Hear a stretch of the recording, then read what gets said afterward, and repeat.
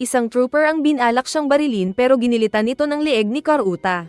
Akala nila kung tapos na ang laban. Pero dumating ang isang general ng mga kalaban na si Arashiyama at inatake ang umilag na Kuro.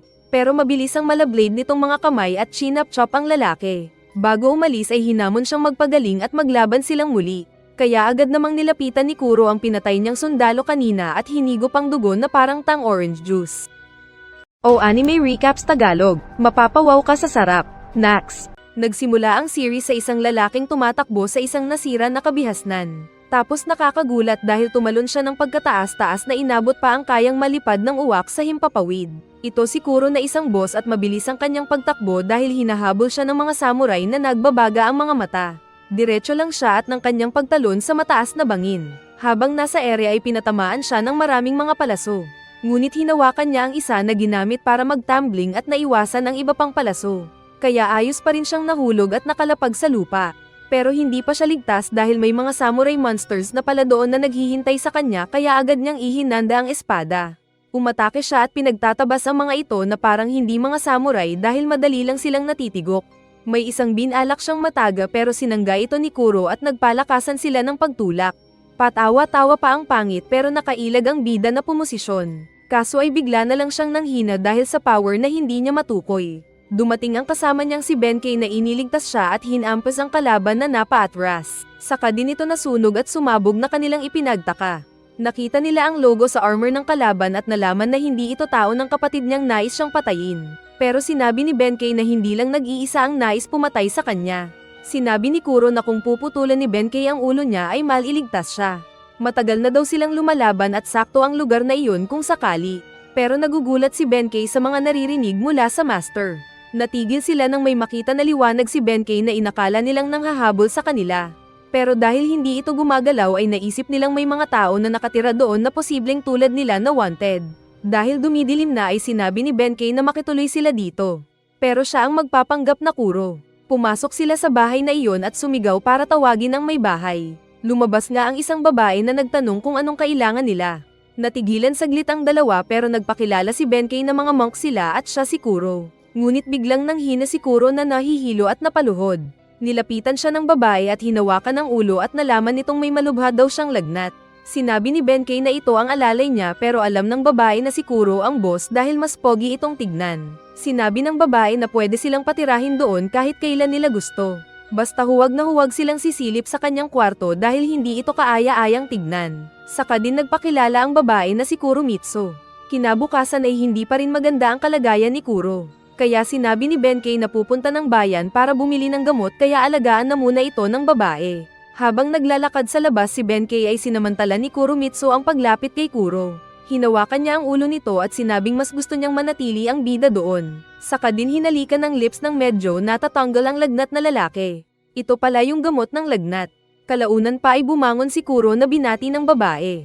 Naglakad sila sa paligid at sinabi ng lalaki na kakaiba ang lugar na iyon kumpara sa pinanggalingan niya. Natigilan naman ang babae na nalungkot at sinabing alam niyang hindi masaya ang bida doon. Nagkatitigan sila saglit, at biglang naging manyakol ang bida na niyakap ang babae at hinalikan. Pero natigilan din ng mag-react ang babae kaya siya humingi ng pasensya. Sinabi ng babae na kahit gusto nila ay hindi pwede dahil ginawa silang magkaiba. Pagsapit ng gabi ay may mga dumating at isa sa mga ito ang nagturo sa tirahan na iyon.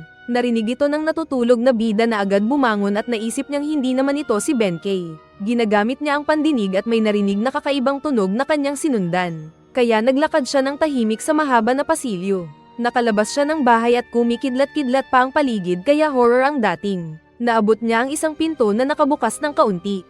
Naalala niya ang sinabi ni Kuromitsu na huwag itong sisilipan. Ngunit dahil katulad mong nais makita ay tinignan niya ang naririnig. Nakita niya ang babae na iniinom ang leeg ng isang nakabitin na lalaki. At nagulat din ito dahil nakita siya ng crush niyang lalaki. Sinabi ng babae na ayaw niyang makita siya ni Kuro ng ganun pero minsan ay gusto na din niya para hindi na niya kailangan pang magsekreto. Ipinangako ni Kuro na hindi ito sasabihin sa kahit kanino.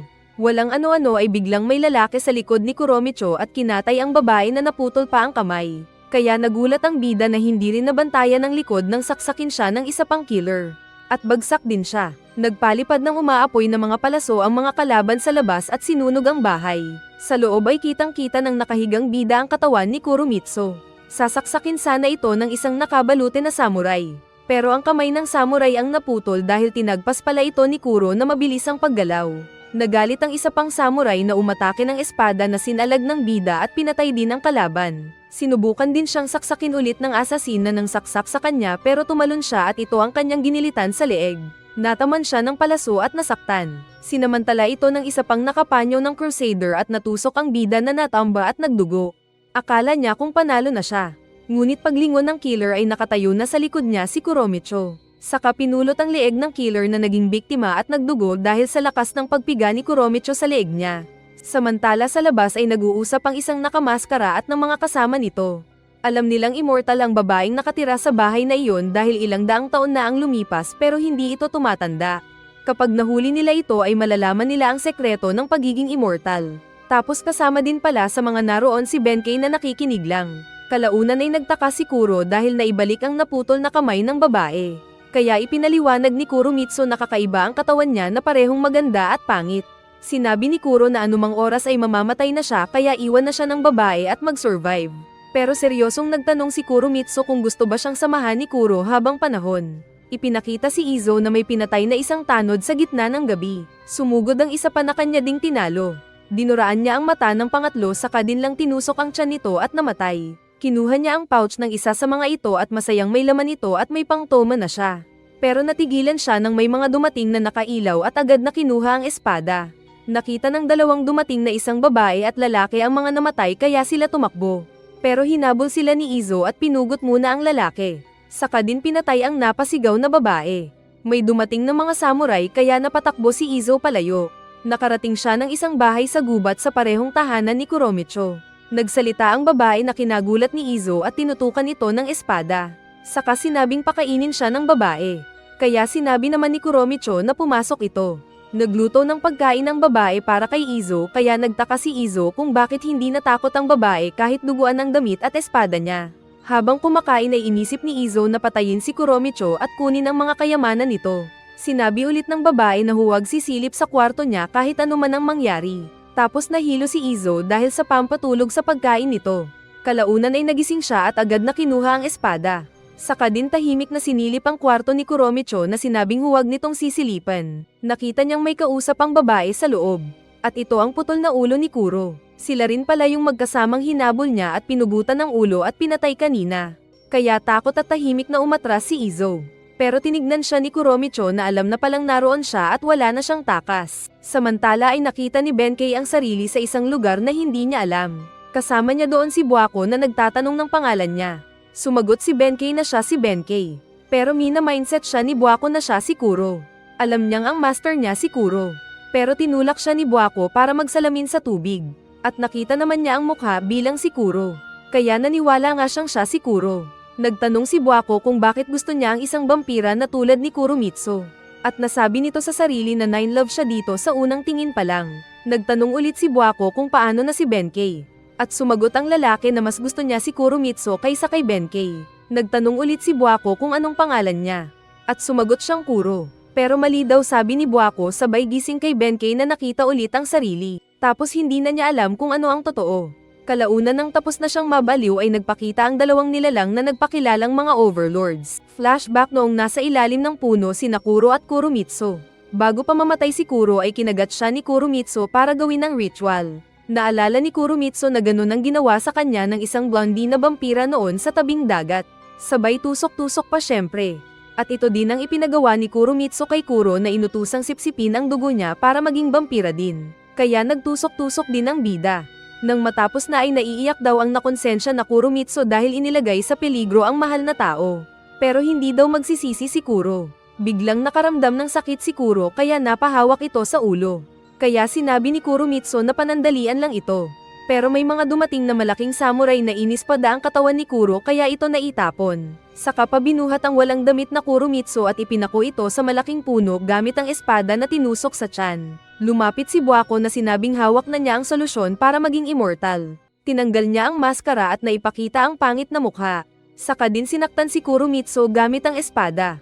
Natigilan lang sila nang makita si Kuro na lumapit na hindi papatay kaya nagtaka ang samurai. Naglakad si Kuro pero natamba ito.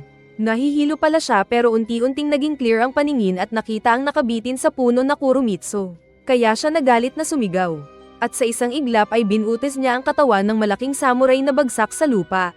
Umatake ang isa pang warrior pero nakailag siya at pinasat ang leeg nito na parang hotdog.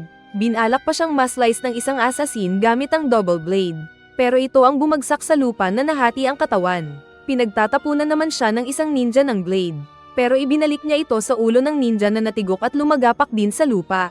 Kumuha si Kuro ng espada at saka din pinatay ang panghuling samurai na walang nagawa kundi mamatay. Masaya naman si Kuromitsu na buhay pa sila. Pero sinabi ng babae na hindi pa naghilom ang sugat ng lalaki na pwedeng magbukas at masaktan siya. Hindi alam ng lalaki kung saan nanggaling ang lakas niya. Kaya sinabi ni Kuromitsu na iyon ang dulot ng dugo niyang naihalo sa dugo ng bida. Tumayo si Kuro na naglakad. Pero naroon pa sa gilid ang kalaban na si Buako. Narinig nitong kailangan lang niyang inumin ang dugo ni Kuromitsu at magiging immortal na siya. Mabilis siyang umatake kay Kuromitsu. Ngunit lumipad ang ulo niya dahil pinugot siya ng dumating na Benkei. Nakita siya ni Kuro at nagtanong kung bakit matagal itong bumalik. Kaya sinabi ni Benkei na nagpunta pa siya sa malayong bayan. Sinabi ni Benkei na marami pang paparating at kailangan nilang umalis sa bundok na iyon at nagtanong ng daan kay Kuromitsu. Pero nakita ng babae ang marka sa kamay ni Benkei kaya nanlaki ang mata ng babae. Walang kamalay-malay si Kuro na itinaas na pala ni Benkei ang armas at sa isang iglap ay pinutol ang ulo niya. Nakita na lang niya ang paningin na nahuhulog na. Pagkaraan pa ay nagising siya at agad na hinanap si Kuromitsu. Pero nagulat siya sa tanawin na nakita dahil naging nasira naman na itong syudad. Sa isang kwarto ay tahimik ang isang babae na pinupunasan ng isang matanda na uugod-ugod na. Agad din siyang tumayo nang marinig ang iyak ng sanggol. Marami din pala sila sa kwarto na iyon. Isang lalaki ang lumabas dahil nakarinig ng mga yabag, tinignan niya ang hallway at walang nakita, pero nasa likod lang pala niya ang isang umilo ang mata. Saka narinig ng mga tao sa loob ang ungol niya at yapak ng mga dumating. Inis ka ng mga dumating ang kwarto gamit ang ilaw. Kaya natahimik sa takot ang mga tao sa loob na hindi gumalaw. Subalit umiyak yung sanggol ng pagkalakas-lakas. Kaya niretreat ng mga nasa labas ang kawawang mga tao na namatay. Kasama din ang nakawawang babae sa background. Narinig ng uugod-ugod na matanda ang tulo ng dugo ng babae na isinampay. Saka din siya ginawang tae ng malaking monster. Samantala ay naglalakad si Kuro nang hamihip ang hangin at pagtalikod niya ay naroon si Kuromitsu.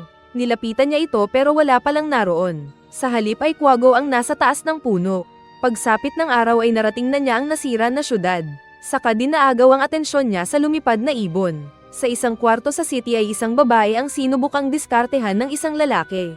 Pero bago daw iyon ay nagpakwento muna ang babae ng kung anong balita na alam nito. Kaya nag-isip ang lalaki at nagkwento ng tungkol sa vampira na gumagala sa syudad. Sinubukan pang umiskor ng lalaki na inilagan ng babae saka humingi muna ng bayad. Pagkatapos ay hinatid din ni Rai ang client nito na sinabing bumalik ulit. Sinabi niya ang nalaman kay Karuta at sinabi ng lalaki na kakaiba ang galawan niya para makakuha ng impormasyon. Sinabi ng lalaki na wala pa siyang nakuhang recruit. Saka din sila nagkahiwalay pero magkita sa ibang araw. Ipinakita na busy ang syudad kahit nasira-sira na ang mga gusaling naroon. Kasama din sa mga naglalakad doon si Kuro. Isang lalaki ang nagtanong kung gusto nito ng kasiyahan. Kaya nagtanong ang bida kung saang city at bansa siya naroon. Kaya inakala ng bugaw na baliw siya at naghanap ng ibang customer. Saktong nakita siya ni Karuta na nakatayo sa isang poste na inakala niyang magpapakamatay. Lumapit ang bida at nagtanong kung anong syudad iyon. At sumagot naman si Karuta. Napansin ni Karuta ang kakaibang espada ng bida na naglakad palayo. May bumangga kay Kuro habang sinusundan siya ni Karuta. At nalaman ni Kuro na wala na ang espada niya. Sinabi ni Karuta na ninakaw ito pero pabayaan na niya. Pero sinundan ito ni Kuro. Nagtanong si Karuta sa isang matanda kung may alam siyang auction na magaganap. At sinabi ng matanda ang isang lugar. Kaya binigyan niya ito ng 10 piso saka din agad na umalis. Samantala ay dinala ng magnanakaw ang espada sa auction at ibinenta ito. Naabutan din sila ni Karuta. Pero nagulat siya dahil naroon na din si Kuro na inagaw ang sariling espada. Kaya nagalit ang mga bumili na naghanda ng laban. Lalaban din sana si Kuro nang dumating si Karuta na sinabing bibilhin na lang ang espada sa mga businessman. Pero takot sila kay Karuta na sinabing kunin na lang ito. Kaya tinawag na ni Karuta si Kuro na sundan siya. Nagpasalamat si Kuro pero sinabi ni Karuta na sa kanya na iyon at ibabalik lang kapag sumama sa kanya si Kuro. Nagpunta sila ng isang bar at doon ay nagtanong si Karuta kung saan galing ang bida. Hindi ito sumagot, sa halip ay nagtanong kung ano ang nakita nitong painting doon. Dahil napagtanto ni Karuta na hindi ito alam ng bida ay nagkwento siyang ilang taon na ang nakalipas ng isang asteroid ang babagsak sa mundo. Pinatamaan ng malalakas na bansa ito ng nuclear missile pero nahulog pa rin. Tapos may loko-loko na bansa na ibang bansa ang pinatamaan ng nuclear. Baka China siguro. Kaya nagkaroon tuloy ng nuclear war at nasira ang mga superpower countries. Marami pang tao ang nabuhay. Pero nagkaroon ng diretsyo na winter at kadiliman kaya hindi na alam ng tao kung ano ang pinagkaiba ng weather. Habang nagkukwento si Karuta ay biglang si Kuromitsu ang nakikita ni Kuro na sinabing naging isolated daw ang Japan kaya walang communication sa nangyayari sa labas. Saka bigla pa itong binaril ng mga modernong sundalo. Kaya napasigaw si Kuro na parang baliw. Ipinakita ang logo ng kalaban niya noon pa sa isang future chopper. Nagpatihulog ito ng isang bagay. Pero halimaw pala ito na pinagpapatay ang mga naabutan ng mga tao at ginagawang ketchup. May ilang binalak tumakas pero nakasalubong sila ng mga sundalo na binaril sila. May ilang nagtago sa isang ligtas na kwarto pero naskan lang sila ng mga sundalo kaya pinasok din sila at pinagbabaril. Isa pang gusali ang kinanyunan ng mga ito na sumabog at maraming namatay. Saka pumasok ang halimaw para masiguro na patay na lahat. Nakatanggap ng tawag si Karuta mula kay Rai na umaatake ang kalaban nilang Red Imperial Army para pumatay ng tao. Pero naririnig pala ito ng kalaban. Sinabi kasi ni Rai kung saan siya pupunta dahil may mga armas sila doon. Kaya tuloy nagkaroon ng drone sa likod niya habang nagmumotor at inambush ang kawawang babae na sumabog ang motor. Narinig ito ni Karuta kaya agad na pinaghanda ang mga tao. Naging seryoso ang mga ito nang sabihin ni Karuta na Red Imperial Army ito. Kaya agad silang naglabas ng mga armas. Saka dumating ang chopper ng kalaban na naglanding sa gusali. Tumawag ulit si Rai na buhay pa pala at sinabi kung ilang mga sundalo ang papunta sa kinaroroonan ni Karuta gamit ang laptop at access sa CCTV. Nagtago ang mga sibilyan at inutusan din ni Karuta si Kuro na magtago sa painting na sekreto pala nilang pinagtataguan. Habang unti-unting pumapasok ang mga Red Army ay tahimik lang sa loob ang mga tao at dinig ng bida ang kanilang mga takot. Pagdating ng mga Red Army ay nakita nila ang mga ito sa labas ng painting na hindi naman sila nakikita. Pero napansin ng bida ang logo ng kanilang kasuotan. Nag-relax si Karuta pag-alis ng mga sundalo. Pero narinig niya ang pagsigaw ng isang sundalo na bigla na lang bumulwak ang dugo mula sa leeg. Nakita ni Karuta si Kuro na tinagpas ito na kanyang tinawag. Pero nakahay na sa oras na iyon ang bida nakitang-kita ang mga Red Army na sinubukan siyang barilin. Ngunit 3 sa mga ito ang ginawa niyang karne sa isang iglap lang gamit ng bilis at ng espada. Saka din niya binaril ang 2 pang natira na parehong headshot. Balak sana siyang barilin ng isang nagtatago pero sinaksak ito ni Karuta sa leeg. Akala ni Karuta kung tapos na ang laban pero dumating ang isang Red Army officer na si Arashiyama at inatake ang umilag na bida. Kaso ay matalim ang mga kamay nito na pinag-slice ang katawan ni Kuro na hindi na nakailag kaya nagdugo ang katawan niyang bumagsak. Sinabi ni Arashiyama na kung makakaligtas daw si Kuro sa pag-atake niyang iyon ay magkikita silang muli. Saka din ito umalis. Nakita ng bida ang duguan na katawan ng namatay na sundalo na kanyang agad na nilapitan. At kitang-kita ni Karuta ang ginagawa niya na nagtataka. Naalala pala ng bida na vampira siya kaya kinagat niya at ininom ang dugo ng sundalo para mag-survive. Flashback noong World War II era. At maraming mga bomber planes ng Amerika ang nasa kalangitan. Nagising si Kuro sa isang kama na may benda ang mga katawan. At kasama ulit niya si Kuromitsu na nagtanong kung kamusta na siya. Sinabi ng bida na may panaginip siya pero hindi niya maintindihan. Alam niyang pareho lang palagi ang panaginip niya pero hindi niya naaalala kada paggising. Sumagot naman si Kuromitsu na mayroon pa siyang gustong sabihin na mga lihim pero paunti-unti lang daw muna dahil hindi pa kaya ng bida. Sa kanito hinalikan ng lalaki na sinabing napag-isa na sila at walang makakapaghiwalay sa kanila. Narinig nila ang ingay ng sirena dahil naglalaban ang Japan at Amerika. May narinig si Kuromitsu na paparating kaya pinatahimik ang bida at sinabing may naghahanap sa kanila. Ipinakita si Man in Black na nasa labas at patungo sa kinaroroonan nila. Sa loob ay binigyan ni Kuromitsu ng blade si Kuro at nababahala ito sa dumating na Man in Black sa labas ng pinto na pinipilit buksan. Agad itinulak ni Kuromitsu si Kuro saka din pinagbabaril ni Man in Black ang pinto gamit ng machine gun. Saka pa nito binati ang pagbabalik ng 2 sa Tokyo. Tahimik lang na nakadapa si Kuromitsu habang lumalapit si Man in Black. Nasorpresa ito sa pagbaril sa kanya ni Kuromitsu. Umilag itong parang Matrix patamba. Pero anabangan siya ni Kuro ng espada na kanyang sinangga. Saka gamit ang paa ay sinakal niya ang bida tapos itinapon sa labas. Binalak pa niya itong tapakan pero umilag si Kuro na tumakbo. Pinagbabaril siya ni Man in Black at nataman ng kamay ni Kuro. Kaya ginamit niya ang pagkabampira at parang si Flash na naging slow motion ang paligid. Pinipitas pa niya ang mga bala sa ere at saka pinulot ang armas na hindi nagmamadali. Saka agad na nilapitan si Taba na tinutukan ng espada. Natatakot ito dahil hindi masabayan ang bilis ng bida. Saka din ito pinaghahati ni Kuro at Tigok ang malakas naman in black. Agad din siyang nilapitan ni Kuromitsu saka tinawag ang lalaki na umalis na sila. Tumakbo sila dahil may lalaki pang bumabaril sa kanila. Habang tumatakas ay feeling ng bida na parang nangyari na ito noon nang paulit-ulit na magkasama silang tumatakbo ng babaeng kasama. Saka din ipinakita ang pagkakabomba ng Japan noong World War II. Fast forward sa future na nasira ay magkasama sila na nagpunta ng isang mataas na bahagi. Sinabi ni Kuromitsu na maganda ang paligid dahil hindi na ito puno ng polusyon dulot ng tao. Hinarap siya ng babae dahil may sasabihin sana si Kuro. Pero biglang may mga bumaril sa babae na hindi nakagalaw. Kaya ito nahulog at duguan ang ulo na bumagsak sa lupa. Dahil dito ay nagalit si Kuro na nais atakehin ang mga sundalo. Pero hindi siya makalapit dahil diretso ang pagpapaputok ng mga ito ng baril. Pero kita niya ang logo ng Red Imperial Army. Nataman din siyang nahulog at nawasak ang katawan malapit kay Kuromitsu. Nanghihina siyang gumalaw at nakita ang pagkuha ng ilang mga naka-armor sa katawan ni Kuromitsu. Binuhat nila ang babae at umalis na samantalang nawalan na ng malay ang lalaki. Nagising siya sa kasalukuyan sa isang kama.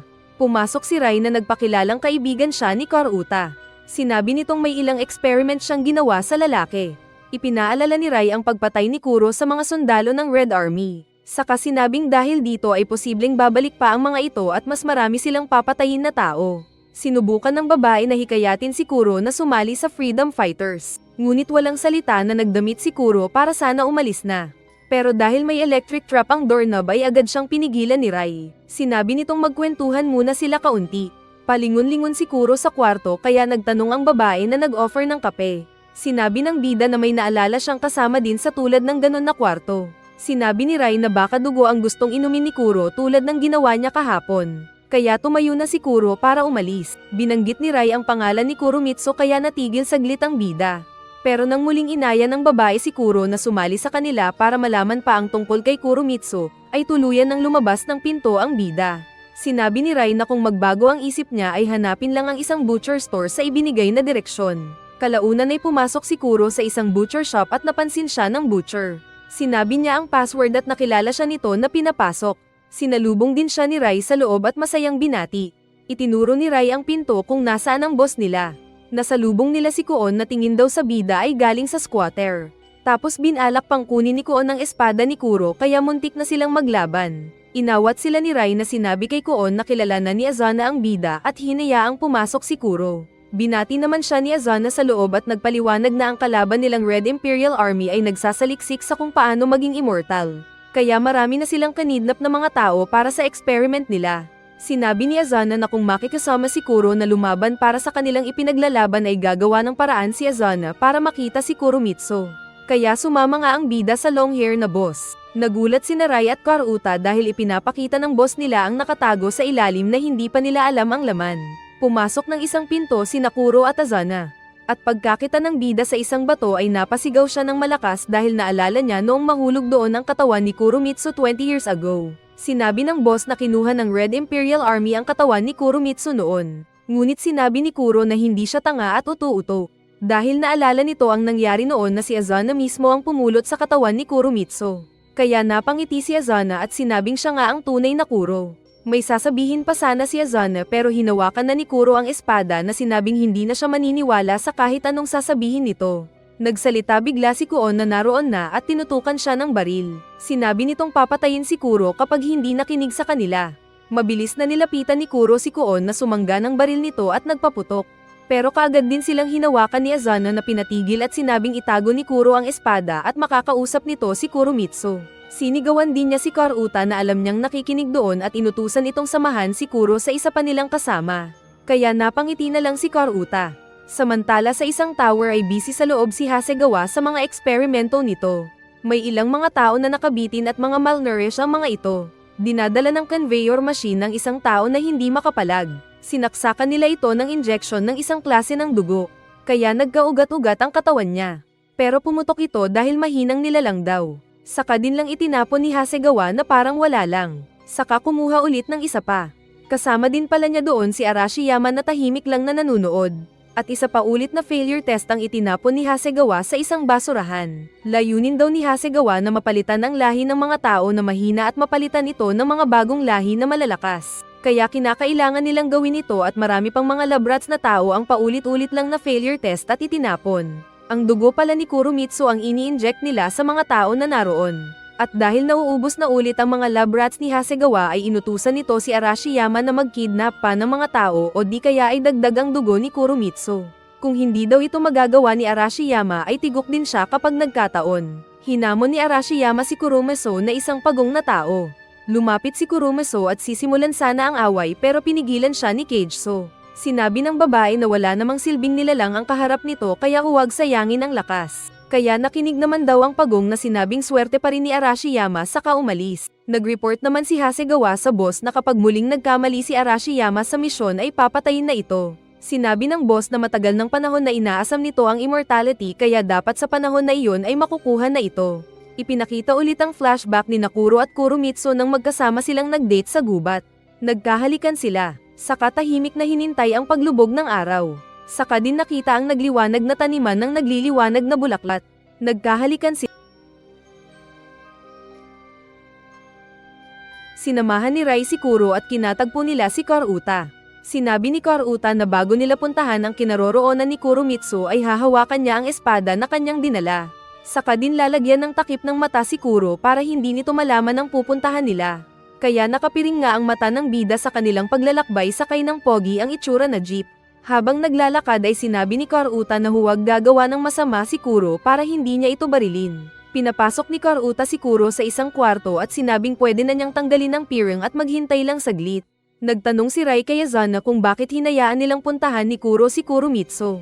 At sumagot ang boss na bahala na ang isa nilang kasama kay Kuro. Basta ang misyon niya ay naroon siya para bantayan ang Miitsu sa lugar na iyon. At ipinakitang dugurin lang naman ang laman. Habang nasa loob ng kwarto si Kuro ay nakita niyang puno ito ng orasan ang loob at unti-unting lumalakas ang tunog ng pagpitik ng segundo. Saka din biglang gumalaw sa paningin niya ang mga estatwa na naroon na nagdugo pa. At mula dito ay lumabas ang maraming kamay na nais siyang hawakan. Kaya natakot ang bida. Bumalik si Karuta na sinabing sundan siya. May dala pa itong 3 malalaking susi at binuksan ng isang pinto. Nakita ng bida ang malawak na lugar at ng ilang tanim na halaman. Tapos nilak ulit siya doon ni Karuta. Paglingon niya ay nakita si Kuromitsu at naalala niya noong nasa malawak silang bukirin na puno ng halaman. Nagtanong si Kuro kung anong ginagawa ng babae doon. Sumagot ang babae na mag-ingat ang bida dahil mayroong mga tao na nais lang silang patayin. Dahil isa na siyang vampira ay takot ang mga tao sa kanya at iisipin siyang danger.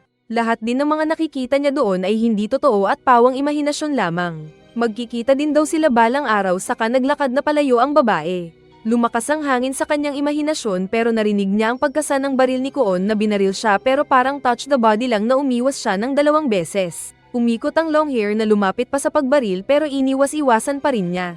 Saka din sila nagkasubukan sa malapit pero pinatigil na sila ng dumating na Seniwa. Nawala ang mga imagination ni Kuro at nagtanong kung ano iyon. Ipinaliwanag ni Karuta na may hallucinogen silang inilagay doon para makita ang memorya ng pupunta doon. Ipinakita ni Seniwa ang bulaklak at nagtanong kung anong tawag nila ni Kuromitsu. Saka ibinahagi naman ito ng bida sa mga naroon. Sinabi ni Seniwa na feeling niya ay trabaho niyang mapagkitang muli ang dalawa. Natigilan sila nang may dumating at may ibinulong kay Seniwa na kinagulat ng babae. Umaatake na pala ang tauhan ng Red Army sa iniwan nilang base. At walang laban ng mga freedom fighter na pinulot lang ng halimaw at piniga. Naroon din si Arashiyama na gamit ang power na tali ay pinaghahati lang ang mga tao. Saka pamasaya ito. Kaagad din na nagpunta si Rai sa kinaroroonan ni Azana. Nakarating din ang mga kalaban sa kinaroroonan ng base ni Seniwa at sinira ang malawak na lugar na iyon. Nagtago sa gilid si Karuta at Koon na mayabang kanina habang parating ang isang halimaw. Kaya ipinakuha ng bida ang espada kay Karuta na binalik naman ito. Umatake ang mga mahihina na sundalo. At gamit ni Kuro ang espada ay pinaghahati lang ang mga ito na parang mga manok na kakatayin. May ilan pang pumosisyon na sinubukan siyang barilin. Pero tumalon lang ang bida at pagbagsak ay inislice ang mga kalaban. Tinawagan ni Seniwa si Azana at sinabing lumaban lang ito hanggang makarating doon si Koon at ng iba pa. Pero dahil marami ang mga kalaban ay sinabi ni Azana na hindi na kailangan. Pinagbabaril naman ni Koon ang maraming mga mahihinang tauhan ng mga kalaban at tigok ang marami. Sinabi ni Azana sa telepono na kapag kinakailangan ay gagamitin niya ang binabantayan na mahalagang bagay saka din pinutol ang tawag. Samantala ay nagwawala ang kalaban ni Kuro na malaking halimaw. Pero kahit malaki ay hinati niya ito sa gitna at perfect cut. May nag-survive na natatakot na trooper na balak barilin ang ulo ni Kuro. Pero siya ang headshot kay Koon. Pumasok pa si Karuta pero huli na siya dahil patay na ang lahat ng kalaban. Sinabi ni Seniwa na bumalik na sila kaagad dahil feeling niya ay may mali. Samantala sa base ay pinapakiramdaman ng 3 freedom fighters ang paligid hawak ang baril. Nang isa sa kanila ang bigla na lang hatakin pataas saka din binagsak ng patay. Tapos kaagad din hinuli ni Arashiyama ang dalawa pa gamit ang kanyang humahaba na buhok at ginawa silang decoration. Sinilipan pa ni Arashiyama ang babae bago utusan ang mga tauhan na patayin ang mga ito. Kaya umagos ang dugo. Inutusan ni Azana ang ibang mga tao sa radyo na puntahan ang kinaroroonan ng mga kalaban. May nagronda naman ng mga tao. Pero mula sa itaas ay bumaba ang isang malaking monster at kinatay ang mga tao na walang laban. Sinapak lang sila na parang lamok. Saka wala ding talab ang bala sa halimaw. Piniga-piga ang mga tao na parang sadyang kinukuha ang dugo. At narinig ito ni Naray at Azana sa radyo kaya natatakot ang babae. Samantalang naghanda naman ng baril si Azana saka lumabas. Nakita ni Rai sa screen na naubos ang kanilang mga tao. Lumabas si Azana na nakita ng ilang trooper. Nagunahan sila at tigok ang mga trooper na naambush. Isa sa mga ito ang sinaksak ni Azana ng Rambo knife. Saka sinabi sa mga tauhan na ano bang mahirap sa pagpatay ng mga kalaban. Nagtanong si Rai kung nasaan na sina Seniwa na sinabing nasa tunnel sila. Nag-report si Rai ng sitwasyon ng base nila na marami nang namatay na mga kasama. Kaya sinabi ni Seniwa na tipunin ang mga kasamahan sa isang bahagi ng base at mag-lockdown. Na ginawa naman nila kaya nagtakbuhan ang mga tao sa shelter at nagsara ang mga malalaking pinto. Kaya feeling ligtas ng mga ito panandalian. Pumasok ulit si Azana na sinabing hindi na kailangan pang isara ang pinto. Saka din ulit ito binuksan. Kaya pagbukas ng pinto ay kaharap ng mga inakalang ligtas na tao ang halimaw at kasama pa si Arashiyama. At kinarni na sila. Sinubukang pigilan ni Rai si Azana pero nainis ang lalaki na itinulak ang babae palabas ng pinto. Saka nito inactivate ang makina na kanyang binabantayan kaya lumabas ang dugo na tinawag nilang Miso na nasa control room. At patawa-tawa pa ang nababaliw na Azana. Isinumbong ni Rai ang nangyari kay Seniwa. Nagtanong si Kuro kung ano ba ang Miitsu. At sinabi ng mga kausap na sample ito ng dugo ni Kuromitsu kaya nais makuha ng mga kalaban. Nagkwento si Seniwa na natukso si Azana sa paggamit ng dugo ni Kuromitsu kaya may hawak silang sample doon. At kasabay din ng oras na iyon na nag-inject si Azana ng dugo ni Kuromitsu sa sarili. Samantala ay naramdaman ni Arashiyama ang kinaroroonan ng mga bida at nasabi niyang interesting. Habang naglalakad si Nakuro ay nasira ang sahig dahil sa malaking kamay ng kalaban na halimaw. At parang hinahamon pa sila ng laban. Samantala ay nagtago naman si Rai sa mga troopers na nakarating na doon. Naroon din si Arashiyama na napangiti habang tinitignan ang pinto. Binaril ng mga troopers ang pinto na nasira saka din sila agad na pumasok. At sa loob ay nakita nila si Azana na feeling ay naging malakas na. Ngunit hindi pa siya tapos magsalita ay nagka-side effect na ang dugo sa katawan niya dahil mahina din siyang nilalang. Pinagmasdan lang siya ni Arashiyama na alam na ang kalalabasan nito. Lumaki pa ang katawan ni Azana saka din lang sumabog at umagos ang dugo. Nakita din ito ni Rai na umalis na para tumakas. Nagtago siya sa isang cabinet pero sinira ni Arashiyama ang pinto at sinabing hindi siya nakalimutan. Tumakbo ang babae pero inipit ng mga tali ni Arashiyama. Buti na lang dumating si Kuro na pinatay ang mga troopers kasama si Koon na binaril si Arashiyama na sumangga. Naiinis daw si Arashiyama dahil tinalo ng mga bida ang kanyang malaking halimaw na ipinakitang tigok na rin. Umatake si Arashiyama ng kanyang mga tali na kinasira ng paligid. Tinarget nito ng tali si Kuro na nagpatalon-talon at sinubukang matagpas si Arashiyama. Hinabol ni Kuro ang umaatres na Arashiyama at tinaga pero matibay ang kamay ng kalaban. Habang naglalaban si Nakuro at Arashiyama, ay nakita naman ni Karuta, Rai at Seniwa ang nangyari sa katawan ni Azana. Umatake ng kamay si Arashiyama na sinangga ni Kuro gamit ng espada at lumayo. Pero hinabol siyang muli ni Arashiyama at sinira ang kinatatayuan nila. Umatake din si Kuro pero matigas ang kamay ng kalaban. Sabay ginagamit pa nito ang mga matutulis na tali na iniiwas-iwasan ng bida. Kahit dalawa sila ni Koon ay nahihirapan sila sa maraming sagabal na matulis na tali ni Arashiyama. Nagpahabol si Kuro kay Arashiyama at pagtalon ni Arashiyama ay binaril ni Koon ang boiler na sumabog. Kaya nasabugan si Arashiyama na nasira ang damit nito. Naipakita ang tunay nitong itsura na pangit na hindi tao. Umatake ulit ito ng mga matutulis na tali kay Kuro na na-corner. Kaya naalala ng bida ang nangyari noong pinaghihiwa siya ni Arashiyama. Dahil dito ay napilitan si Kuro na gamitin ang special skill na bilis at sa isang iglap ay dinaanan niya si Arashiyama na nahiwa ang leeg at nahulog ang ulo. Kaya sa wakas ay natigok din ang kalaban. Nakaligtas man ng mga bida, pero nanghihinayang sila dahil nasira ang kanilang base sa loob lang ng isang araw.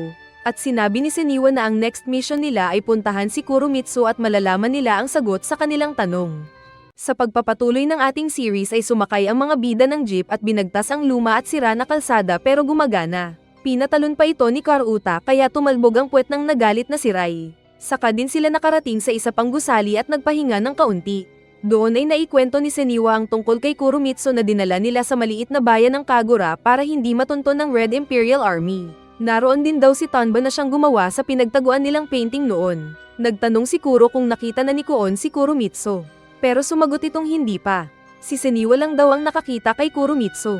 Lumapit si Kuro at nagtanong kung sino ang babae at anong ugali nito. Dahil maging siya ay hindi niya talaga kilala ito at nakadepende lang siya sa nararamdaman. Hindi sumagot si Senniwa at sinabing si Kuro lang ang nakakaalam ng tunay na Kuromitsu. Nagpatuloy pa sila sa pagsakay ng jeep at nakarating sa bundok kung saan sila bumaba at sinabi ni Senniwa na kailangan nilang maglakad. Hindi makapaniwala si Karuta na city boy. Pero ipinaliwanag ni Senniwa na ang village na pupuntahan nila ay isolated sa iba pagkatapos ng Great Disaster 20 years ago. Habang naglalakad sila patungo sa gitna ng gubat ay feeling ni Kuro na may umatake kaya agad niyang sinangga ng espada. Pero wala namang kalaban, kaya napatanong si Kuro kung imagination lang niya ito. Saka muling bumalik sa nakalipas ang bida. Ipinakita ang isang nasusunog na bahay at may mga samurai na patuloy sa pagtugis sa kanila. Magkasama silang dalawa ni Kuromitsu na naka-battle gear. Lumaban sila at dalawang samurai ang kaagad na pinatay ni Kuro. Pero hindi niya nabantayan ang likod at isang samurai ang tinaga siya kaya napugot ang ulo niya. Bumalik siya sa kasalukuyan nang marinig ang mga kasama na nagtatanong sa kanya. Nagpatuloy pa sila sa paglalakad at dumaan sa isang waterfalls. Saka din nakarating ng tinawag nilang Kagura. Nauna si Koon na hahawakan sana ang doorknob. Pero kaagad siyang pinigilan ni Kuro na sinabing parang may mali. Nagtanong sila kay Senniwa kung tutuloy ba sila. At sinabi nito na oo. Unti-unti nilang binuksan ang pinto. Saka agad ding pumasok na nakahanda sa laban. Naglakad pa sila papasok ngunit wala silang nakitang mga tao at tahimik ang paligid. Kaya nagtaka sina Karuta at Rai na sinabing dapat may sumalubong sa kanila. Kumandat ang ilaw kaya mabilis ang pagtakbo ni Koon na nauna na agad hinabol ng mga kasama. Tapos nagulat sila sa nakitang tumambad dahil lahat ng mga tao doon ay patay nang nagkalat sa lupa. Agad nilang inisip si Kuromitsu at mabilis na pinuntahan ang safe room na naroon at sinilip ang loob. Pero wala din tao. Tinawag sila ni Koon na sinabing may survivor. At nang tignan ni Senniwa ay ito pala si Tonba na naging itim ang mga mata. May itinuro siya na inilawan ni Karuta. At nakita nila ang guhit nitong ivy at dugo ng tao. Saka nagpatuloy sa pagguhit si Tonba. Naisip ng mga bida na kagagawa niyon ng Red Imperial Army lalo na at mayroon silang tauhan na may kakayahang gumamit ng halaman para pumatay. Pwedeng iyon din ang babae na kumuha kay Kuromitsu. Kaya agad silang lumabas ng kuweba para hanapin si Kuromitsu. Habang tumatakbo ay may naalala ulit ang bida kaya siya tumigil na napahawak sa pader. Dahil dito ay inisip ni Koon na pagod na siya at sinabing kawawa kung ganon. Pero nagbigay din ito ng isang maliit na bote ng dugo na sinalo ni Kuro. Ipinaliwanag ni Koon na hindi siya gawa sa metal kaya kailangan niyang pangalagaan din ang sarili. Saka din umalis na sinabing baka nasa paligid pa ang mga kalaban. Kaagad namang ininom ni Kuro ang dugo na ibinigay ni Koon saka umupo. Nakita ni Senniwa ang namatay na mga kakilala kaya malungkot ito. Isang archer na sharpshooter at isang babaeng healer. Nakuha daw nila ang mga gift na iyon dahil sa disaster na nangyari noon. Saka sinabi ni Senniwa kay Rai na lumaki siya sa Kagura bilang tahanan. Bumalik si Kuro sa kinaroroonan ni Tonba at muling pinagmasdan ang iginuhit nito sa pader. At nakita niya ang larawan ni Kuromitsu. Kaya biglang may naalala na naman siya sa nakalipas. Magkasama ulit sina Kuro at Kuromitsu na hinahanap ng mga samurai. Bumalik yung naalala niya kanina kung saan nakapatay siya ng dalawang samurai. Pero sa pagkakataon na iyon ay hindi siya napugutan ng ulo kundi ay pinatay niya ang kalaban na bumagsak. Nagtanong si Kuro dahil feeling ng bida ay nagkakasakit siya at masama ang pakiramdam. Pero sinabi ni Kuromitsu na nasa likod niya na kailangan lang niyang maghintay kaunti at maayos din ang lahat. Pero may espadang hinanda ang babae at pinugot ang ulo ni Kuro. Kaya nabitawan ng lalaki ang lampara. Pinagbalingan niya ang nakatayo na Tonba at nagtanong kung ano ang nakita na pumatay sa mga tao. Pero hindi ito nagsasalita na umuungol lang. May narinig silang ingay sa paligid. Tapos walang ano-ano na biglang naging pangit si Tonba saka din pumutok dahil lumabas ang vines mula dito. Umatake ang vines kay Kuro na inispada niya saka din tumakbo dahil masyado itong marami. Nakita rin ni Kuon ang mga vines na kanyang binaril ng special nitong kuryente na bala. Saka din sila tumakbo kasama si Karuta. Sa kabilang banda ay naipit si Narai at Seniwa at hinuli ng vines si Seniwa. Pero dumating si Kuro na iniligtas ang matandang babae. Saka din sila agad tumakbo palabas ng base na iyon mula sa mga vines. Sa labas ay nagsalita si Kage-so na pinuri sila dahil nakalabas pa sila ng buhay. Kasama din nito si Kurume-so na sinabing hindi pa rin sila makakaligtas. Kaya nagalit si Seniwa samantalang inilabas ni Kuro ang espada. Flashback ulit. Ipinakita noong naglalakad si Kuro sa city na hindi pa sinira ng Red Imperial Army. Naglalakad siya patungo sa isang hindi matao na daan. Nang isang matanda ang tinawag siya para humingi ng pera.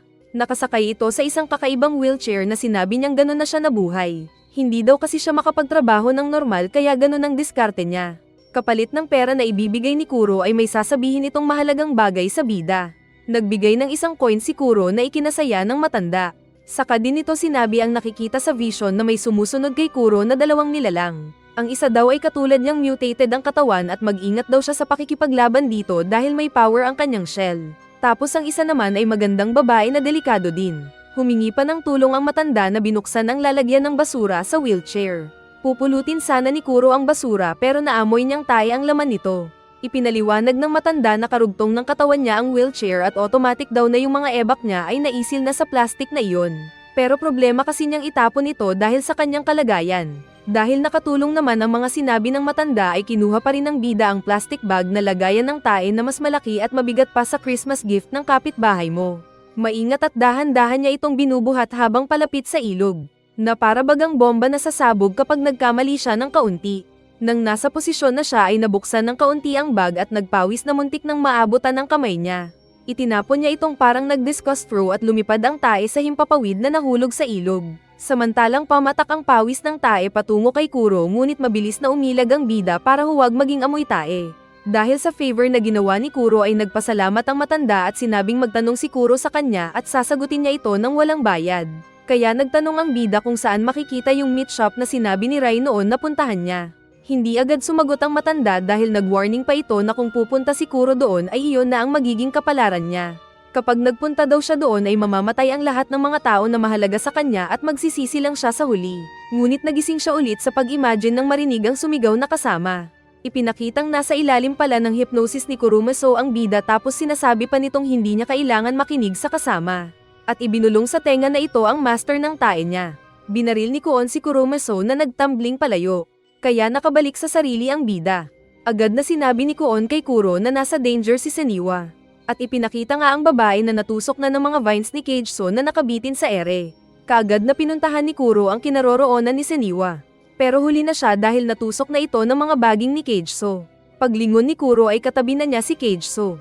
Sinabi pa nitong kung gusto ng bida ay mag-acting siya ng kung ano ang nangyari sa pagitan nila ni Seniwa. Nang pumayag ang bida ay sinimulan ni Kage-so na magdoble kara at nag-artista na kunwari kaharap niya si Seniwa at nagkakasagutan sila. Hinahanap ni Seniwa si Kurumitsu habang galit na nagtatanong kay Kage-so. Ginamit nito ang kapangyarihan na inakalang linalunod ang lungs ng kalaban. Pero nagkukunwari lang pala ito habang unti-unting hinahanda ang mga ugat ng puno na armas. Kaya nahuli nito si Seniwa na ipinako sa puno. Sinabi pa ng matanda na pangit ang power ni Kage-so. Kaya mas tinusok pa siya ni Kage-so ng mga ugat ng punong kahoy nito. Patawa-tawa si Kage-so na humiling ng palakpak. Pero espada ang hinanda ni Kuro na naiwasan ng nagulat na babae. Dahil naistorbo si Kage-so ay nakawala din si Seniwa. Gumamit ng vine power si Kage-so na sinusubukang matamaan ang mabilis naman ng pagtakbo na Kuro na biglang naglaho. Tapos hindi na nakita ng babae kung nasaan ang bida. May umatake sa tagiliran niya pero sa taas pala galing ang bida na tinagpas ang babae. Buti nga sayo. Samantala ay hinihipnotismo ni Kurume-so sina Karuta at Rai na magbarilan. Nang sumigaw si Kage-so kaya nagising ang mga tao at nawala naman si Kurume-so. Sugatan si Kage-so na bumagsak sa lupa. Tinanong ni Kuro ang pangalan ng babae saka din lang naghanda na para patayin ito. Ngunit pagtaas niya ng espada ay lumabas ang mga baging sa katawan at mabilis na itinali si Kuro. Nagagalit pa daw na tumayo si Kage-so para patayin si Kuro ngunit dumating bigla si Kurumitsu na sinakal ang leeg ni Kage-so. Saka din ito pinasot na parang watermelon at tigok ang kalaban. Kaya nagulat ang bida na makita ang babae. Maging ang buhay pang si Seniwa ay masaya na nakita si Kuromitsu. Niyakap ni Kuromitsu si Seniwa at nagpasalamat dito at sa mga tao ng Kagura dahil tinanggap siya bilang kasama nila. Kaya naluluha naman si Seniwa. Binati din ni Kuromitsu si Kuro na miss na nitong makita. Masaya daw siyang nakarating ang bida. Pero hindi pa daw iyon ang panahon para maglambingan sila base sa kanilang nararamdaman. Saka tinawag ang bida na puntahan ang fortress ng Red Imperial Army. Saka din ito umalis. Nakita ni Kuromitsu ang katawan ni Kage-so na tigok. Kaya nais daw nitong makalaban ng bida at makapaghiganti. Ibinalita ni Kuro sa mga kasama ang sinabi ni Kuromitsu sa kanya na magpunta ng Red Imperial Army. Ayaw sana ito ni Nakaruta at Koon dahil siguradong tigok sila doon. Tinawag ni Seniwa si Kuro at sinabing sana ay mahanap nitong muli ang liwanag at kasama siya ng bida. Saka din namatay si Seniwa kasabay ng pagsinag ng araw. Agad nagplano ang apat kung paano sila makakapasok sa fortress. May oras daw na nagbubukas ang pinto na dapat nilang sabayan. Kahit malabo ang kanilang pag-asa na manalo ay gagawin pa rin nila ito. Ipinakita ang nakaraan ni Kuromitsu na ikinulong sa fortress ng Red Imperial Army. Kahit mag-isa ay nagsasalita ito palagi. Nakita ni Hasegawa ang pagkamatay ng guard sa pinto kaya pinanood nila ang CCTV footage. Nakita nilang kinausap ni Kuromitsu ang guard na in-entertain kasi siya. Kaya nagkaroon tuloy ng pagkakataon si Kuromitsu na pasukin ang utak ng bantay na sinabihang patayin ang sarili. Kaya ginamit ng bantay ang sariling baril at pinatay ang sarili. Dahil dito ay masaya naman si Hasegawa na dinala si Kuromitsu at tinurukan ng dugo ni Kuromitsu at naging malakas itong mutant ninja turtle pero pangit. Kaso ay wild card ito na kahit mga kasama ay pinapatay kapag hindi nila masagot ang tanong niya. Tangi na si Kage-so lang ang tinanong niya ng walang silbing tanong at sinagot naman ito ng babae ng walang silbing sagot. Kaya nagustuhan din siya ng walang silbing Kuromitsu. At mula noon ay naging pares ang dalawang ito. Pero ipinaalala ni Hasegawa na patay na ang babae. Saka nagtanong ang boss na kung sakaling makita niya ang paparating na Kuro, gagawin ba itong tae o gagawin itong dinurog na buto. Pero wala daw sa mga ito ang gustong gawin sa kanya ni Kuromitsu. Kundi ay dudukutin niya ang kaluluwa ni Kuro at ihahalo sa kanyang tae saka din ito aapakan sa impyerno. Gusto naman ni Hasegawa ang narinig at inutusan pa ang kalbo na bumalik dala ang ulo ni Kuro. Samantala ay nag-jeep ang mga bida at patungo na sila sa Red Imperial Army. Nag-uusap sila tungkol sa kung ano ang motorsiklo na hindi pa nakita noon. Nang sumabat si Karuta na sinabing papunta na sila sa fortress ng mga kalaban at kailangan nilang manalo. Kaya dapat daw muna silang kumain ng masarap na sabaw. Kaya tumigil muna sila sa ilog at nagluto si Karuta ng masarap na pagkain. Ayaw daw kumain ni Koon. At pasilip-silip lang si Rai sa niluto ni Karuta at dapat daw nasa laban na sila. Pero nang tinikman ni Kuro ang pagkain at sinabing masarap ito ay naintriga din si Rai na kumain at inubos nila ang luto ni Karuta. Nagplano sila sa papasukin na ruta. At nagyabang si Karuta na kapag siya ang driver ay magiging racetrack niya ang lahat ng kalsada. Seryosong nagtanong si Kuro kung sino ang makakalaban nila sa Red Imperial Army. Kaya nagkwento si Karuta na bago pa ang pagkasira ng mundo ay mayroong tinawag na Yamato Enterprise Group. At boss nila ang Red Emperor. Dahil sa pagkakaroon ng Great Disaster ay naging malakas ang Yamato Group dahil sinuportahan din ito ng dating lokal na military kaya nakontrol nila ang Tokyo. Sinabi ni Kuro na simple lang ang gagawin nila. Lagpasan ang mga kalaban at agad na pupuntahan si Kuromitsu. Dahil kapag nagawa nila ito ay masasagot ang lahat ng kanilang tanong. Kaya agad silang bumalik sa biyahe para puntahan ang Red Imperial Army Fortress. Habang mabilis ang pagtakbo ng kanilang sasakyan ay napansin ni Karuta ang ilaw sa kalsada na binalak niyang iwasan.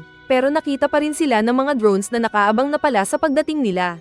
Pinaputukan sila ng mga drone kaya pinag-drift ni Karuta ang sasakyan para hindi sila matamaan. Binasag din ito ang salamin para makita ng husto ang daan. Saka sila agad pumasok sa isang tunnel na hindi kayang pasukin ng mga malaking drones kaya nakaligtas sila panandalian. Sinabi nilang alam na ng mga kalaban ang binabagtas nila kaya siguradong inaabangan na sila ng mga ito. Kaya sinabi ni Kuro na maging decoy siya gamit ang motor at dumaan sa iba ang mga kasama. Kahit hindi nito alam ang pagsakay ng motor ay inisip na lang niyang para itong kabayo. Kaya pinaandar nila ang motor saka binigyan ng transmitter ang bida. Nagmotor nga siya palabas ng truck at paglabas nila ng tunnel ay naghihintay na ang isang drone sa bakana na kanilang iniwasan. Naghiwalay sila ng daan habang nag-instruct si Rai ng gagawin ng bida. Rough road ang dinaanan ng jeep samantalang straight naman ang motor ni Kuro tapos siya pa ang hinabol ng drone. Pinatamaan siya ng missile ng drone na sumabog. Pero ligtas ang bida na nakapagtago sa ilalim ng isang bridge. Pinagmasdan nito ang drone na pasilip-silip sa kanya saka sinabi sa sarili na oras na para tapusin ito. Kaya nagmotor ulit siya na pinaharurot ito at umatake sa bumabaril na drone. Tumalon siya ng mataas at nagpunta sa windshield ng pilot. Kasabay naman nito na binaril ni Kuon ang drone at tumama ang ilang bala. Saka sinaksak ni Kuro ang pilot na natigok kaya na-outbalance ang drone. Saka din lang nagpahulog si Kuro at sakto naman siya sa kanyang motor na umaandar pa rin kahit walang rider. Nahulog ang drone sa harap niya na sumabog. Akala niya kung ayos na pero biglang lumabas mula sa apoy ang nagagalit pero madaldal na Kurumeso. Hindi daw ito titigil hanggat hindi namamatay si Kuro. Umatake siya na kaagad sinangga ni Kuro at naitapon. Saka din agad nagmotor ang bida palayo na ipinagtaka ng lumapag na Kurumeso. Sumunod-sunod pa si Kurumeso na parang flying saucer at inaatake ang bida na iniiwas naman ng motor. Kaso ay nabutasan ang tangke ng kanyang gas. Narinig niyang sinabi ni Rai na magkakasalubong na sila at nakita naman ng bida ang jeep. Nakita din niyang nakabuntot pa rin sa kanya ang lumilipad na Kurumeso. Kaya binaliktad niya ang motor para inuntog sa kalaban at hindi na nakapagpreno si Kalbo nang mag-grinder ang mukha niyang pangit dahil sa bilis ng gulong ng motor. Saka din siya inawanan ng bida na nagpunta sa jeep. At nasabugan ng motorsiklo ang kalaban na nasunog pero gumalaw pa. Sinabi ni Karuta na malapit na sila sa fortress. Pero nasaktan siya nang maramdaman ng katawan na nataman ng bala at nakita ang sariling dugo. Pero sinabi niyang kailangan nilang mahabol ang pagbubukas ng gate ng fortress. Ipinakita ang pagbaba ng bridge ng fortress. Kasabay din ng pagbukas ng gate ay maraming mga tangke pangdigma ang lumabas mula sa loob. Pero nagulat ang mga bantay nang pumasok ang jeep ng mga bida at agad na nag-report sa base. Pero natigilan sila dahil nakita si Kurumeso na sumusunod pa rin sa jeep ng mga bida habang nag-aapoy ang shell nito at lumilipad. At nakita din ito ng mga bida sa side mirror. Kaya pinagbabaril siya ni Kuon at sumayaw. Nakita sila ng mga tangke na kaagad pinatamaan kaya naalag sila kaunti. Pero sinabi ni Karuta kay Rai na watch and learn. Saka pa nito inilag-ilagan ang mga pagkanyan sa kanila ng mga tangke. Sinabi ng nasa control room na itaas na nila ang bridge kaya muntik pang hindi ito mahabol ng mga bida. Tapos dumating pa si Kurumeso sa harapan ni Karuta at Rai na gusto pa yatang halikan ang mamang driver sweet lover habang nagtatanong kung buhay ba ito o hindi. Pinagbabaril siya ni Rai pero umilag-ilag ito. Ngunit hindi nagpatokso si Karuta na binanatan ang kambyo at pinatakbo pa ng mabilis ang jeep.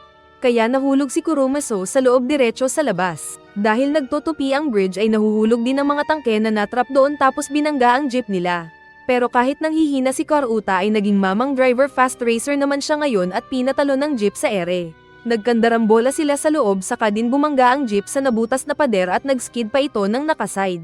Nagising si Rai na buhay pa rin. Tapos nakita niya si Nakuro at Kurumeso na naglalaban. Saka din niya nakita si Karuta na nakadapa at duguan. Sinubukan niya itong gisingin pero wala na itong buhay. Patanong-tanong ulit si Kurumeso kung buhay pa ba ang bida o patay na. Saka umatake ang baliw. At sa isang iglap ay nasira ang turtle shell nitong armas. Saka din tinusok ni Kuro ang leeg palabas ng bunganga.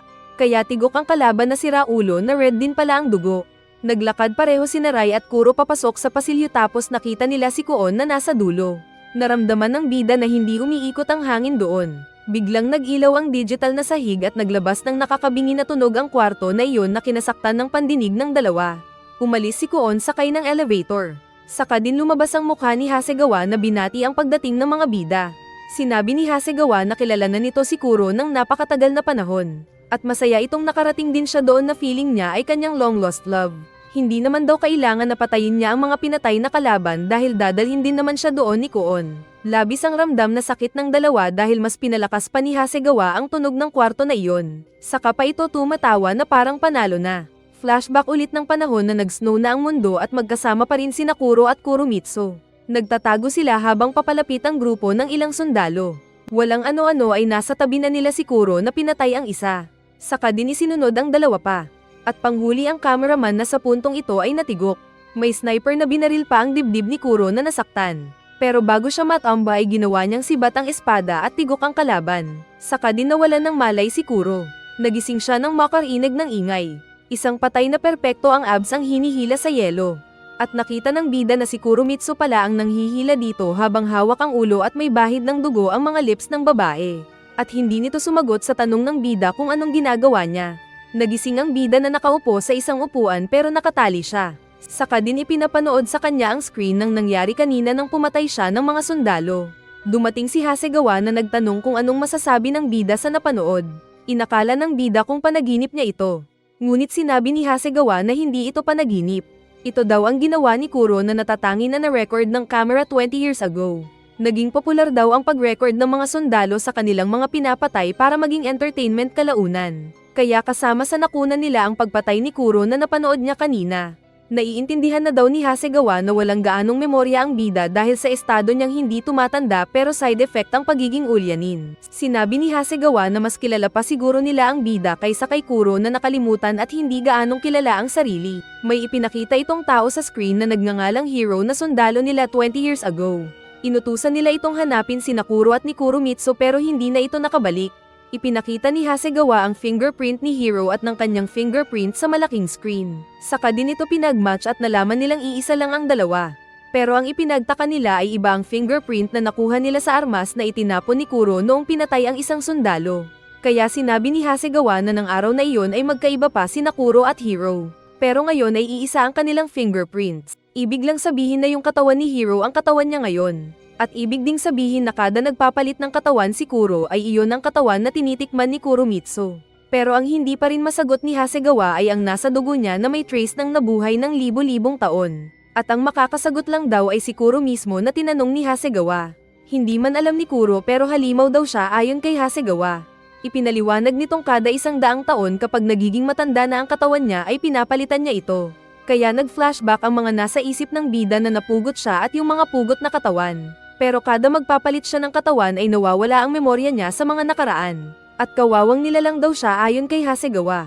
Naging interesado si Hasegawa sa kanya at nais niyang gawa ng bagong katawan ang bida na hindi natatanda para ma-maximize niya ang tunay na lakas ng taglay na dugo. Baka siya daw ang bagong breed ng mga tao na mas magiging malakas. Saka sinabing si Kuon ang kanyang ginawa na perpekto sa dugo na taglay ni Kuro. Habang nakaupo si Kuon ay may dumating na excited na lalaki na lumapit sa kanya. Binalak niya itong barilin pero mas mabilis ito na nang tutok sa kanya. Sinabi ng dumating na parang hindi na daw siya kilala. Kaya nagtanong naman si Kuon. At sumagot ang kausap na siya din si Kuon. At siya ang original na Kuon kung saan galing ang cell na ini-experiment nila na naging si Kuon. Sinabi ni Kuon to na sa kanya din galing ang dunong ni Kuon kung paano humawak ng baril. Saka niyakap ni Kuon si Kuon at na-impress daw siya sa ginawa ni Kuon na pag-infiltrate sa grupo ng freedom fighters. Nagsasaya si Kuon to pero binaril pala niya si Kuon na nataman sa dibdib at bagsak sa sahig. Pero malungkot daw si original Kuon dahil parang pinapatay niya mismo ang sarili. Ipinakita ang nakaraan noong tinitignan ni Kuromitsu ang Kuon na kanilang ginawa at inilagay sa malaking lalagyan nito. Katabi niya si Hasegawa na sinabing ito daw ang perpektong lalagyan para sa pangarap ni Kuromitsu. Ipinakita din na pinatikim ni Kuromitsu ng lechon si Kuon. At kapag nag-survive si Kuon ay maging kanya ang lechon na iyon habang buhay. Buwisit na lechon iyan maraming namamatay. Kinuha na ni Hasegawa ng sample ng dugo si Kuro at patawa-tawa pa itong excited sa gagawin na bonus experiment. Nasa tabi lang pala niya si Rai na nakatali na pabaliktad ang higa. Ito daw ang specimen na paglalagyan ni Hasegawa ng dugo ni Kuro.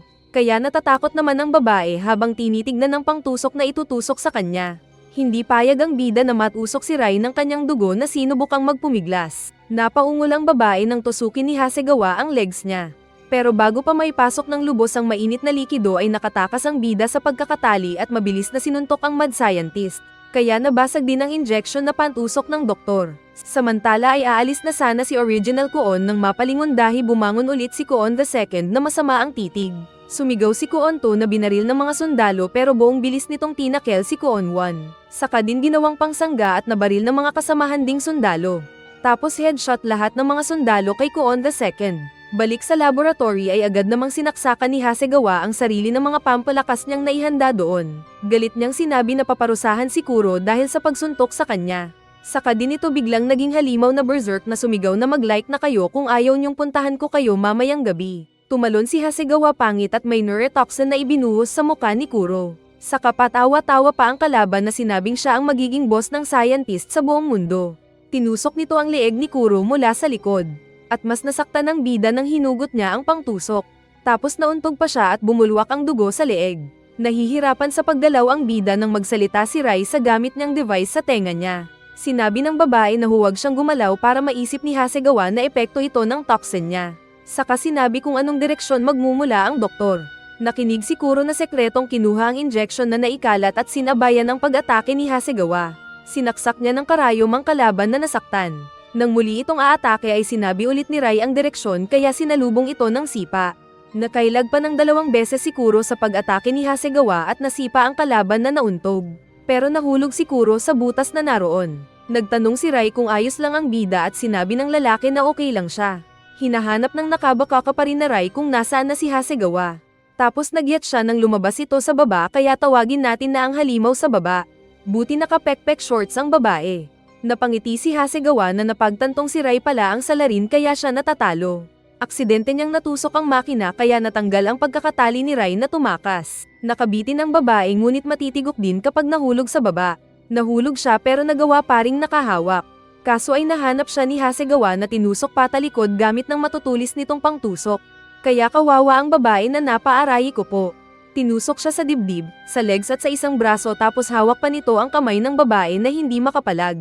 Natamba si Rai pero ayaw ng padapa kaya kaagad siyang tumihaya. Ngunit hindi pa tapos si Manyak na muling tinusok ang katawan ng napasigaw na babae.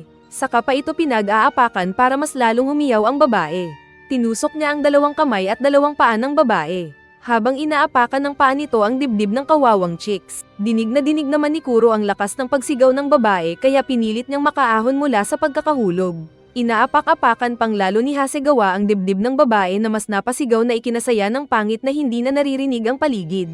Balak nitong tusukin panghuli ang leeg ng babae. Pero nakarating sa likod niya si Kuro na may dalang malaking tubo. Itinuhog nito sa leeg ni Hasegawa na nabutas. Saka din ihinagis ang pangit na nilalang na sinubukan pang tumayo pero nagwelga ang dugo sa leeg na umalis. Saka din siya natamba at nahulog sa shredder ng mga basurahan at naging giniling. Saka nagkatinginan ng dalawa na parehong maraming sugat. Niyakap ni Kuro ang babae na wala ng malay. Habang iniisip ang sitwasyon na kakaiba. Nag-flashback din ang mga nakaraan niya at napagtanto na wala siyang identity. Binalak niyang kahit anong mangyari ay kailangan niyang makita si Kuromitsu. Nagpalit siya ng damit at binuhat si Rai at naglakad patungo sa elevator. Sinubukang mahaplos ni Rai ang mukha niya pero bigla itong na-headshot at namatay. Binaril pala ito ni Kuon na naghihintay sa lalabas sa elevator. Iniwan ni Kuro ang bangkay ni Rai sa sahig.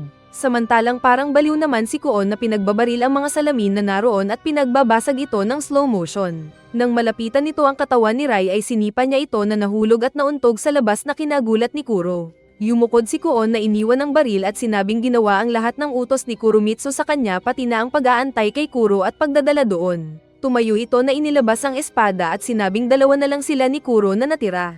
Kaagad umatake si Kuon sa bida na sinalagsalag at iniwasan ang pag-espada ni Kuon. Hindi tumitigil si Kuon sa pag-atake kaya palaging iwas at salag lang ang ginagawa ni Kuro. Muli silang nagkasalubong at natigilan pareho. Sinabi ni Kuon na naintindihan na nito ang balak ng kinakausap na Kuromitsu na wala naman doon na si Kuro talaga ang gustong makasama ng vampira habang buhay. Dahil naramdaman niyang hindi siya mahal ni Kuromitsu ay nanginig siya sa galit at nakita pa ni Kuro na nag-charge ang kamay niya. Mabilis na umatake si Kuon na inilagan ng bida at nasira ang sahig. Maraming beses pa na umilag-ilag si Kuro sa mga malalakas na pag-atake ni Kuon. Saka din nasira ang lugar na nag-malfunction kaya nag-usok-usok pa ito. Sinubukan pa rin kausapin ni Kuro si Kuon pero nais na siyang patayin ng kalaban. Mabilis ulit umatake ng taga si Kuon na sinangga ni Kuro. Nasusugat ang leeg ni Kuro habang sinasabi ni Kuon na kung wala lang si Kuro ay siya na sana ang bet ni Kuromitsu. Pumalag si Kuro na ginamit ang bilis, kaya kinuha ni Kuon ang baril at tinutukan ng point blank ang bida saka pa daw patawa-tawa ito. Ngunit walang ano-ano ay biglang sumabog ang kanilang kinaroroonan kaya sila naitapon. Ipinakita si Kuro na hinawakan ng kamay ng nakabitin na Kuon. Nagtanong si Kuon kung totoo bang Kuromitsu ang nakita niya o hindi. Sinabi nitong may nakita siyang tatlong maliliit na palatandaan sa tiyan nito noong maglaro sila ng lechon. Saka pa tinignan ang naging kakaibang mukha ng bida. Nang aasar na tumawa-tawa si Kuon ng malakas. Pero nawala ang tawa niya nang bitawan ni Kuro ang kamay niya kaya siya nahulog. Tumayo si Kuro at tahimik lang na pinagmasdan ang malaking maskara na naroon. Saka din siya nagpatuloy sa pag-akyat ng tower na iyon. Sinalubong siya ng isang nakamaskarang monk na sinabing hindi daw siya padadaanin. At hinawakan pa ang armas nito kaya sinabi ng bida na bago pa maipanganak ang kaharap ay espada na ang hawak niya. Subalit flute at drums daw ang armas ng kalaban sabay may nagpatugtog ng drums na sinuntok ang tenga niya. Tapos binalak pa ng kaharap na masaktan siya pero ang sahig ang nasira. Dahil dito ay nag-amok ang bida at tinatagpas na ang mga monk na sinasalubong at wala silang kaya. One strike lang niya sa lahat ng mga ito. Umatake ulit yung malakas na yung sahig naman ang di nadali dahil nakakailag si Kuro. At isang tagpas din lang ng bida ay bagsak din itong namatay. Natatakot ang natira pang mga clown. Pero pinagpapatay na din ito ni Kuro gamit ang espada. Binalak din ng kabuki na patayin siya gamit ng pamaypay. Pero hiniwa lang ito ni Kuro. Gumamit ng staff ang monk at nagposisyon silang pareho ni Kuro. Umatake si Kuro na sinalag ng kabuki ang espada niya ng 2 beses. Saka tinuhog ang bida gamit ng staff saka din itinapon. Hinampas pa siya ng kabuki ng staff kaya kaagad siyang umilag. Pagtalsik ng mga dugo ay inactivate ng bida ang sobrang bilis niya at tinusok ng espada ang mukha ng kabuki kaya ito nagdugo. Umagos din ang dugo ng kalaban saka naglindol ang gusali. At lahat ng mga naroon na tao ay namatay at nasasaktan. Nangagsitomba din ang ilang poste sa loob habang unti-unting tumataas ang daloy ng dugo na pinupuno ang gusali at kasamang nilalamon ang mga bangkay na naroon. Unti-unting natitibag ang gusali na parang gawa sa buhangin. Pero hindi pa rin natitinag si Kuro na nagpatuloy sa pagpasok sa pinaka-secret na kwarto ng fortress. Pagpasok niya dito ay bumalik siya sa katulad ng nakaraan noong papasok pa lang sila sa bahay ni Kuromitsu. Naalala niyang ilang libong taon na rin ang nakalipas. Pagsilip niya ay nakita si Kuromitsu na kausap ang nakalaban niya kanina na may maskara. Ito daw si Musashi na wala ding iba kundi si Benkei na naging mahabang puti ang buhok at balbas. Nagpakita ito kay Kuromitsu at sinabing long time no see simula ng araw na mapugot niya ang ulo ni Kuro na kanyang dating master at matilamsikan ng dugo ang dila niya. Sinabi ni Benkei na noong unang makita nito si Kuromitsu ay na-inlove na siya dito. At lihim siyang nagseselos ng magkagustuhan ng mga ito pareho. Noong makilala niya si Buako ay hindi niya inasahan na sinumpa siya ng mga ito gamit ng ipinagbabawal na teknik kaya nagawa niyang mapatay ang kanyang master na si Kuro. Dahil sa dugo ni Kuro na nainom niya ay hindi na siya namatay pa pero hindi pa niya ito alam noong una. Noong tumatanda lang ang katawan niya saka siya muling nagkaroon ng interest para maging immortal na hindi tumatanda. Kaya simula pa lang ay siya din ang utak sa pag-utos kay Hasegawa na magaling sa experiment na tulungan si Kuromitsu para magawa ang ultimate body na kailangan ng babae para sa sariling nais. At alam din ni Benkei na ginawa ni Kuromitsu si Koon para maging katawan lang ni Kuro. At iyon daw ang gusto ni Benkei kay Kuromitsu dahil palaban ito na hindi din tumitigil para makamit ang minimithi. Nag-confess ng pag-ibig ang matandang Benkei kay Kuromitsu na sinabing sa mga nagdaan na panahon ay siya lang ang palaging naiisip. At mahal niya talaga ito from the bottom of his heart. Nek-nek mo. Sa tinagal-tagal ba naman ng buhay mo ay bakit kasi hindi ka nagletsyon ng ibang babae para makalimutan mo ang letsyon na pag-aari ni Kuro? Ngunit tahimik lang ang babae na walang imik. Pumasok si Kuro at naistorbo ang ligawan nila. Sinabi ni Kuro na narinig nito ang lahat ng usapan nila. Saka nagtanong si Benkei kung anong naiisip ng bida. Nawala na daw ang galit ni Kuro kay Benkei sa paglipas ng panahon. Ngunit kailangan pa rin nilang tapusin ang kanilang laban. At napangiti naman ang white hair. Pareho silang lumabas at nagkasulubong mula sa right corner at left corner. Ang ring nila ay ang daanan. At ang audience nila ay si Kuromitsu. Pareho silang nagposisyon at inilabas ang sari-sariling mga armas tapos sa isip ni Benkei ay na-double strike nito si Kuro na natigok. Saka napangiti, pero may paro-paro kasing damapo sa dulo ng staff niya kaya nasira ang concentration niya at siya ang pinatay ni Kuro gamit ng 3 pag-slice. At bagsak ang pinaka-mastermind ng paghahunting sa mga bida ng ilang libong taon. Nagtanong si Kuromitsu kung tapos na at kinumpirma ng bida. Pero sinabi ng bida ang palagi nitong sinasabi sa babae kapag napapagod na ang katawan niya. Na mabigat ang pakiramdam niya. Kaya lumapit si Kuromitsu na sinabing magiging ayos din ang lahat. Sinabi ni Kuromitsu na hindi makasabay ang kanyang katawan sa kakayahan niyang mag-heal. Tapos niyakap ng letsyon ang lalaki at balak ulit na putulin ang ulo nito para mag-reset ulit. Pinutol nga ng babae ang ulo ni Kuro na nahulog. Tapos nagising ang ulirat niya sa bisig ni Kuromitsu na niyayakap ang ulo niya.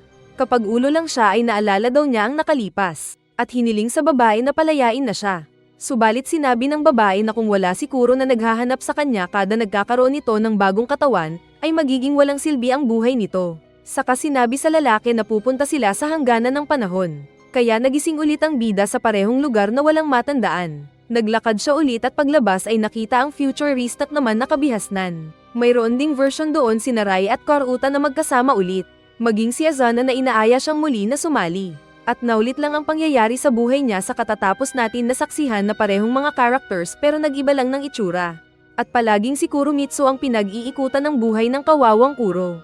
Ipinakita din na yung panahon na nahilo siya habang lumalaban sa samurai ay dulot din pala ng kanyang alaala sa mga nakalipas. Ibig sabihin na bago pa ng panimula ng series ay paulit-ulit lang ang cycle ng buhay nila sa anime na ito. Naku po, na-scam tayo sa anime na ito.